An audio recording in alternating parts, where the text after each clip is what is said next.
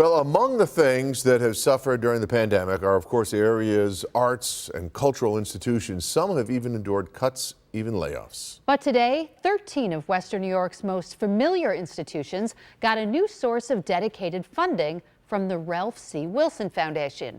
Our Steve Brown was there for the announcement, and he's here now with more on that. Hi, Steve. Yeah, really good news, Scott and Mary Alice. It's a huge commitment to the area arts community. It's $100 million from the Ralph C. Wilson Foundation, dedicated to support for generations the arts in Western New York.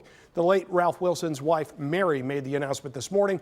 From the Wilson Foundation, a total of $100 million will go into a local foundation that is structured to be able to fund 13 area cultural icons forever.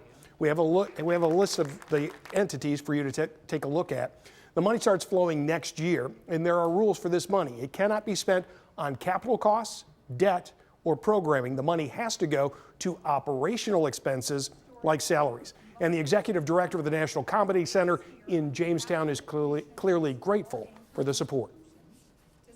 It will allow us to retain talent needed to seize opportunities that stand to catapult the organization to new levels much sooner than otherwise possible. And there is another pot of money funded by the Wilson Foundation, $500,000 annually for small to medium culturals, which will be distributed through a grant program, first distribution later next year. And Scott and Mary Ellis, this is $100 million times 2. The Wilson Foundation is also funding an identical $100 million arts and cultural institutions in the Detroit area as well. So very generous and wonderful for both communities. In studio, Steve Brown, Channel 2 News.